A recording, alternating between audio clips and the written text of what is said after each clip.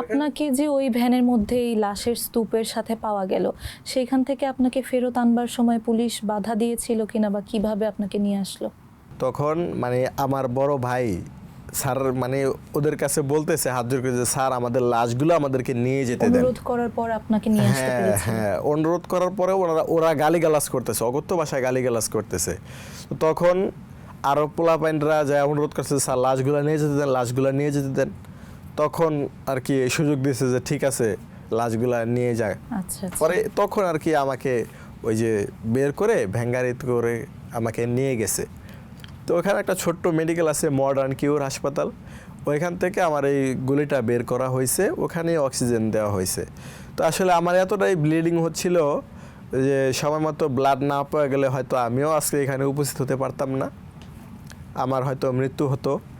তো যাই হোক সময় মতো কিছু রক্ত পাইছি, যে রক্ত দিচ্ছিল সেগুলো রক্ত এখান থেকে বের হয়ে যাচ্ছে। আবার 5 ব্যাগ রক্ত দেওয়া হয়েছে আমাকে, মানে পরের দিন সকালবেলা পর্যন্ত অপারেশনের জন্য আর কি 5 ব্যাগ রক্ত দেওয়া লাগছে।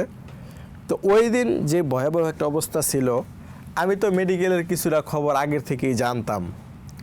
তো আমাকে এমন কড়া নির্দেশনা দেয়া রয়েছে। হ্যাঁ হ্যাঁ, তো মনে করেন তখন আমাকে বাংলাদেশের অধিক মেডিকেল নিল 5ই আগস্টের দিন, এটা 5ই আগস্টের ঘটনা। অনেক মেডিকেলে নিয়েছে, প্রাইভেট সরকারি সব জায়গাতে নিয়েছে, কোনো জায়গায় আমাকে চিকিৎসার জন্য অ্যালাউ করে নাই, বলছে যে এই রোগীর চিকিৎসা এখানে হবে না। আমার মা ডাক্তারের পা জড়ায় ধরছে 2 হাত দিয়া প্রাইভেট ওই আহত মেডিকেলে গিয়ে। অবস্থায় আপনাকে নিয়ে হাসপাতালে ভর্তি হয়েছে। হ্যাঁ, ওই দিন আমাদের অ্যাম্বুলেন্স ভাড়ায় গেছে 80,000 টাকার মতো। তো এরা বলছে যে প্রাইভেট মেডিকেলের ডাক্তারদের পা জড়াইয়া ধরছে 2 হাত দিয়ে, এভাবে আমার মা পইরা পা জড়াইয়া ধরছে যে স্যার আমার ছেলেটারে বাঁচান, আমার ছেলেটারে বাঁচান। কিন্তু সবাই একই কথা বলছে যে এর চিকিৎসা এখানে সম্ভব না, আপনারা অন্য কোথাও নিয়ে যান। তো আমি ঢাকা মেডিকেলেও 2 বার গেছি, ওখানেও আমাকে রাখা হয় নাই। পরে হৃদরোগ মেডিকেলে গেছি, জাতীয় হৃদরোগ ইনস্টিটিউট, ওই মেডিকেলে যাওয়ার পরে ওনারা রেফার করছে জাতীয় নিটোর হাসপাতালে, শ্যামলী যেটা।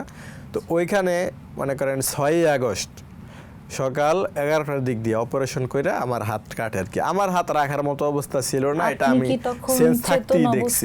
ছিলেন? হ্যাঁ হ্যাঁ, আর না আমি মেডিকেল যাওয়ার পরে আমার জ্ঞান আসছে, কারণ ওই যে রক্ত দেওয়া হচ্ছিল, রক্ত যা দিচ্ছে তা এখান থেকে বের হয়ে গেছে।